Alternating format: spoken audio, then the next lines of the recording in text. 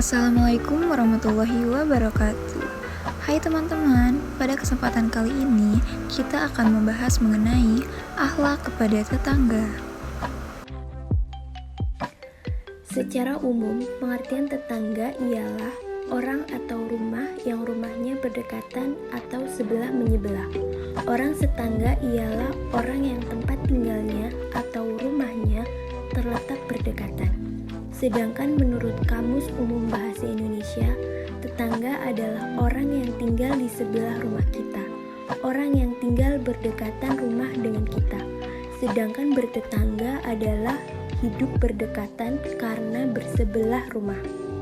Sedangkan menurut Islam, sebagaimana pendapat Aisyah, Al-Auza'i, dan Hasan Al-Bisri, bahwa tetangga adalah 40 rumah dari setiap penjurunya, atau 40 rumah dari barat rumah kita, 40 rumah dari timur rumah kita, 40 rumah dari utara rumah kita, dan 40 rumah dari selatan rumah kita.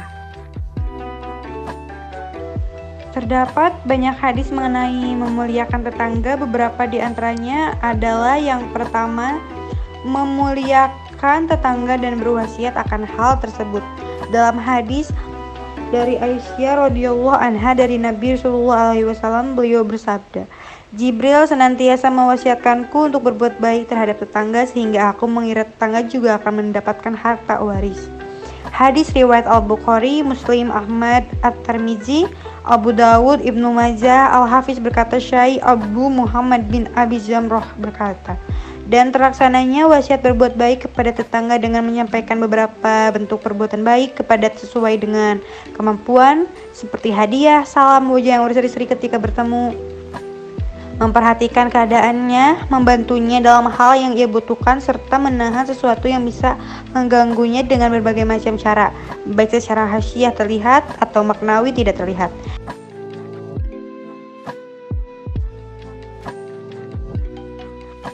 Kemudian selanjutnya, hak-hak tetangga.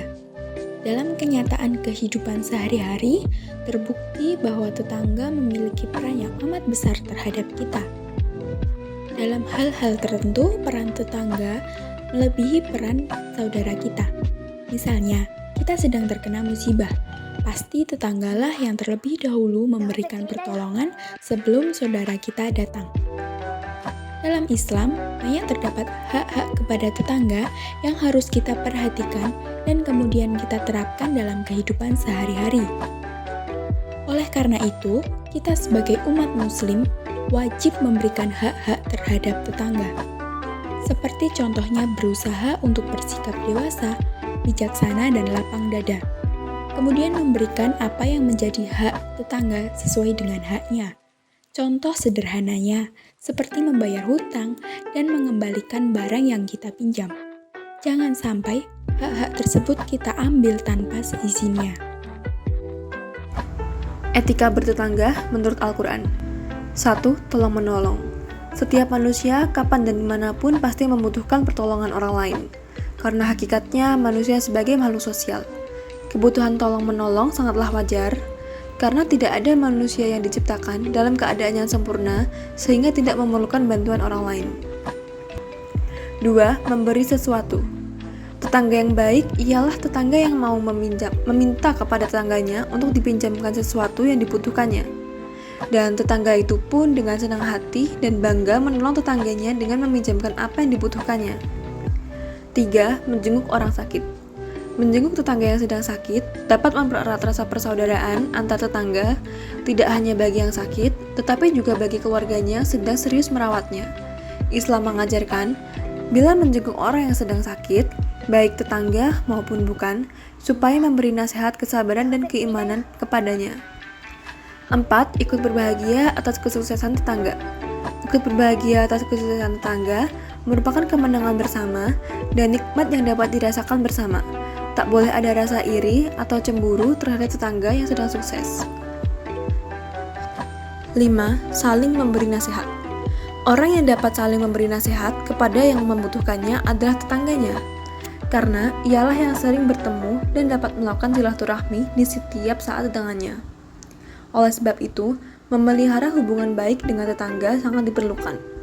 Memberikan nasihat kepada tetangga yang sedang kesulitan atau ada masalah merupakan hal yang terpuji dan dapat mengeratkan tali persaudaraan antar tetangga. Ada 5 hikmah yang bisa kita ambil dari bertetangga, yaitu 1. Kemudahan saling tolong-menolong. Yang dimaksud dalam kemudahan saling tolong-menolong, ketika kita membangun hidup yang rukun dengan tetangga, mereka tak segan memberikan pertolongan saat kita berada dalam masalah. Begitu pula sebaliknya. Kedua, hidup menjadi sakinah. Hidup rukun dengan tetangga sesuai syariat Islam selanjutnya adalah dengan menjadikan hidup kita lebih tenang dan tentram. Dalam beberapa kasus, seseorang memikirkan bagaimana tetangga memandang diri kita. Itu terjadi karena mungkin kita kurang mengenal tetangga kita. Jika kita sudah mengenalnya dengan baik, maka kehidupan kita dengan tetangga menjadi lebih tenang tanpa dihantui perasaan berburuk sangka.